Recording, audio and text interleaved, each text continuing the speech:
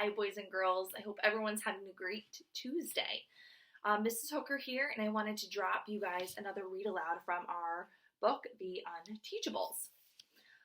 So last time in our story, the students were invited on a field trip to Mr. Terranova, Jake Terranova's garage. And I want you guys to take a moment and think about why this is such a big deal.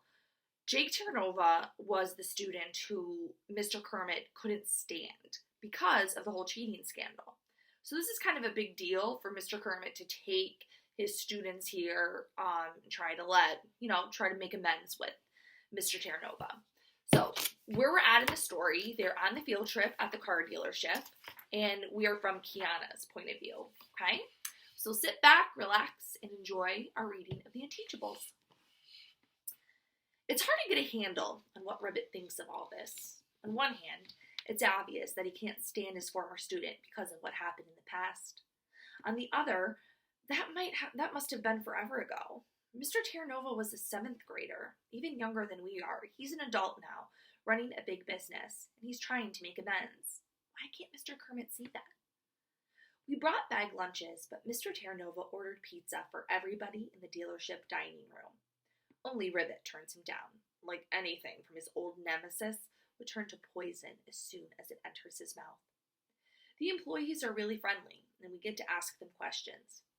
I want to know about the fuel efficiency standards. Barnstorm wants to know, when you sell a car, do you keep the money? Aldo asks the lease specialist, how long did it take you to grow that mustache? Elaine gets into the cookie platter, set aside for Customer Appreciation Week. After lunch, we tour the service department.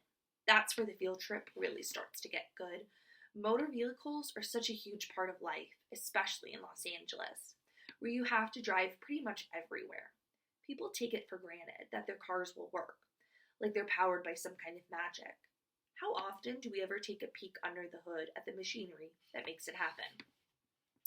Mr. Terranova leads us into a raised catwalk, and we can look down at least a dozen vehicles on lifts in various stages of being taken apart and put back together again.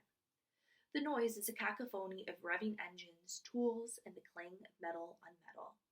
The smell is a mix of oil and grease with a little bit of exhaust, whatever the ventilation fans miss. Yet there's almost kind of a grace to it, like it's a rhythm that's hard to exist. It feels productive, like necessary work is being done.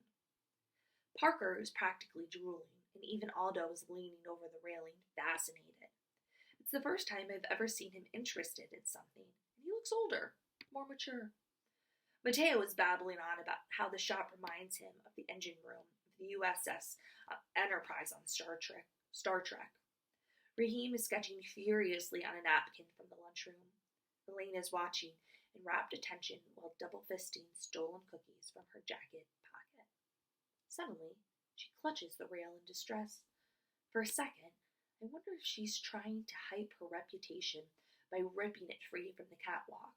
But no, her cheeks are pink, her eyes terrified, sharp staccato choking sounds reaching in the clamor of the shop.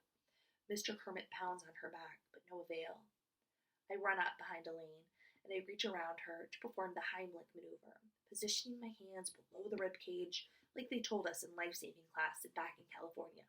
Once, twice, no good. 3 times, heads up, bellows a wild voice. I glance over my shoulder, just in time to see a crutch hurtling towards me in a home-run swing. I drop to the metal floor of the catwalk, and for a split second, before the wooden shaft would have taken my head off, it slams across Elaine's broad back with a wild thud. That momentarily drowns out the noisy shop, splits in 2. Everybody waits for her to crumple to the sidewalk, unconscious. But that's not what happens. Elaine doesn't even flinch. Instead, a chunk of cookie comes flying out of her mouth. It sails over the rail and drops into the half-disassembled motor of a vintage Corvette. The mechanics look up in horror. What was that? Mr. Terranova asks urgently. I confirm that Elaine is no longer choking. She is okay. The dealer looks at me like I'm totally missing the point. But what did she spit into the engine? Elaine smacks her lips. think it was Ginger Snap. The word is like a panic alarm to Jake. Guys, he calls down to his team, I want that engine taken apart and every piece wiped clean. Now! I'm mystified. What's so bad about a Ginger Snap? Sugar! He exclaims in agony. That's the last thing you want in a car engine. It dissolves in the gas and ends up everywhere. If word gets around that I sold a car with a sugar tank, I'm finished in this business. Mr. Kermit is beaming from ear to ear. It's the first time that we've seen him so happy. And what did it take? Problems for Jake Terranova. I actually feel a little guilty. I did see Elaine pocketing those cookies, and I kept my mouth shut. I might be a short timer, but you don't have to be at our school very long to know that Elaine rhymes with pain. The field trip breaks up soon after that. Mr. Terranova is focused on the Corvette, so he's not playing host anymore. Plus, Barnstorm is complaining about his mobility with only one crutch. Then you shouldn't have busted the other one over Elaine's head, Aldo tells him. It was her back, not her head, Barnstorm retorts. I saved her life, man. She better remember that while she's deciding who her next victim's gonna be. You just cost yourself a puppy tail buster, Mr. Kermit snaps. Barnstorm is bitter. No fair! I saved a life and I'm out a crutch and a puppy tail? What kind of justice is that? He should earn a puppy tail for helping and lose it for being mean, Parker puts in. At least then he breaks even. We should all get a puffy tail, except Elaine, Aldo reasons. You know, for not barfing a cookie into the Corvette. This seems like his idea of fairness. Elaine tosses a mild glance in Aldo's direction, and he decides to stand on the other side of the tall cargo van. It's too bad that such a great field trip has to end on a down note. But by then, the minibus is out waiting outside. So there's nothing to do but get on it. Halfway back to school, Miss Fountain gets a call on her cell phone. It's the dealership. There's a middle school boy asleep on the couch in the showroom. Mr. Kermit does a head count. It's Raheem, he reports. We have to go back and get him. And we turn around. Wait, I frown at Miss Terranova. How come they called you? I mean, why does Jake Terranova have your phone number? She blushes the color of Chauncey's diaper rash. So I want you to think about that, boys and girls. Why would Jake Terranova have Miss Fountain's phone number? Something to think about. We'll continue with Chapter 19, the point of view from Parker Elias. Grams has a lot of life experience, being super old and all that. For example, she tells me when she was first dating my grandfather back in Israel, there was this other girl who was trying to steal him away, while Grams was doing her military service. So Grams challenged this girl to an arm wrestling match, and the prize was Grandpa. I peer over her in the passenger seat of the pickup. What have you lost? I was loading supply trucks, kiddo. I was strong as an ox. As much as I love Grams, I'm not sure I believe the story. The last time she explained how she got rid of the girl who moved in on Grandpa, she said she backed over her Vespa with a Jeep. Grams tells the same story because she doesn't remember telling the last time and the time before that. Some people might find it annoying. To me, it just means we've always got something new and interesting to talk about while I'm driving her around. I just wish she could remember my name. The reason the subject comes up, dating and boyfriends I mean, is because there's this rumor that Miss Fountain and Jake Terranova are going out. Our class thinks this is because Jake has adopted SCS8. Jake. That's what he told us to call him. Even the employees at the dealership call him Mr. Terranova. But to us, he's Jake, except Ribbit. He always uses Mr. when he talks to Jake, which is almost never. Jake may be hitting it off with Miss Fountain, but he isn't getting very far with Mr. Kermit. Here's how it usually goes down. Jake shows up to room 117 to invite us to Terranova Motors, so the mechanics can show us how windshield wipers work, or how battery supplies power to the starter. He has to come in person, because Mr. Kermit's phone is so old that it would probably explode if it ever received a text. Meanwhile, Miss Fountain randomly walks in from 115. Oh, what a surprise! Mr. Terranova's here. And she calls him Mr. Terranova too. We're not fooled. He calls her Emma. From there, something always happens to connect our two classes. Maybe Vladimir starts squeaking because he hears Aldo's voice and he won't shut up until Aldo goes over there. Or the 7th graders are just about to have circle time and we get in on that. Jake loves circle time, and whenever it's his turn to compliment someone, he always picks Miss Fountain. Mateo is confused. I thought Jake chose us because he wants to make up for the cheating scandal, not because of Miss Fountain. That's just his excuse, Barnstorm puts in wisely. Do you think it's the car? I muse. Jake rolls his really snazzy Porsche convertible. That's gotta be a lot of fun to drive. Of course it's not the car, Kiana retorts angrily. Miss Fountain isn't that kind of person. She wants a relationship. I don't understand how Kiana can know something like that.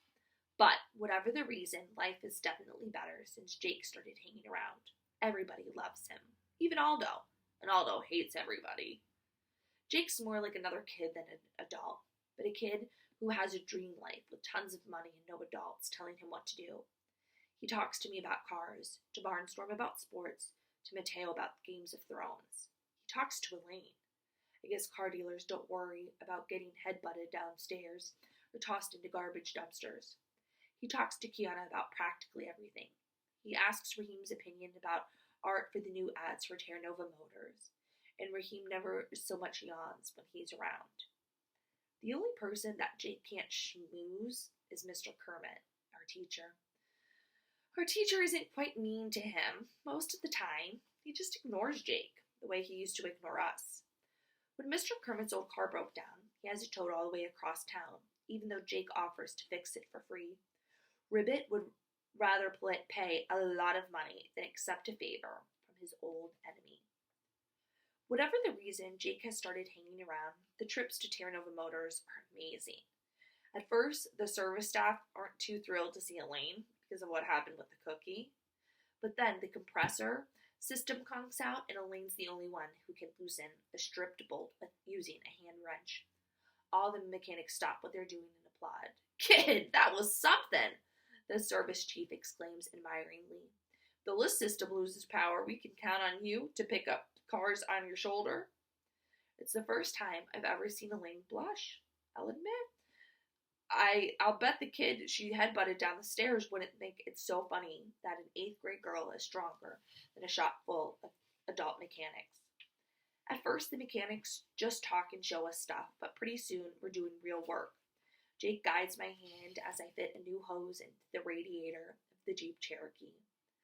As I set the ring to seal the connection, it feels right. Somehow I know that hose isn't going to leak. The boss reaches in and tests my handiwork. Perfect. Not so tight that the rubber might split. Nice job, Parker. It's weird. I open a book and all the letters jumble into the unbreakable code. But I look at a car engine and it makes sense. Even if the tires still say ready, go, that's supposed to be good here. Mr. Kermit is watching me and he's almost smiling. I think I can count on a puppy tail being added to my chart today. Terranova Motors isn't the only place where we're doing real work. It's happening in room 117 too. Mr. Kermit is teaching stuff. Math, science, English. We have our first test of the year, social studies. Mr. Kermit grades it. When we get to class the next day, our papers are face down on our desk. Aldo flips us over. D?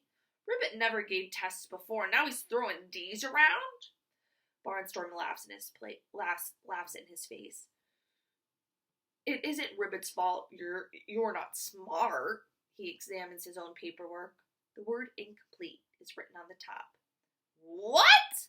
He complains. At least I got a grade, Aldo tells him. I miss the old Ribbit, Barnstorm complains. Yeah, Aldo agrees. This is too much like education.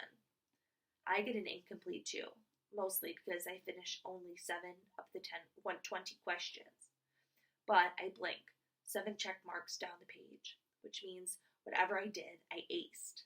I still got an incomplete, but not an incomplete dumb, just an incomplete slow. It stinks to fail, whatever the reason, but I disagree with Aldo and Barnstorm that our class was better before. We'll be in high school next year. Will they have an SCS 9 for us, followed by an SCS 10, SCS 11, SCS 12, and then what?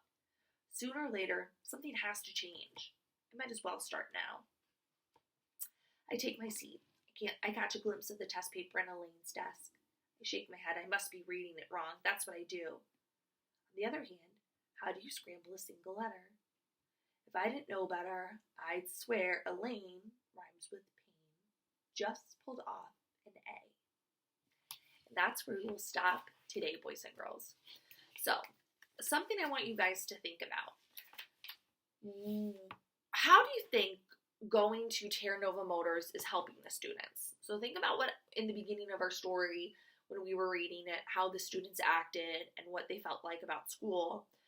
Now, think about where the students are now. They're going to Terra Nova Motors. They're learning new skills and they're learning new habits. So I want you to think about that. Also, I want you guys to think about, so the next section that we'll read, Chapter 20, starts from the point of view of Jake Terra Nova.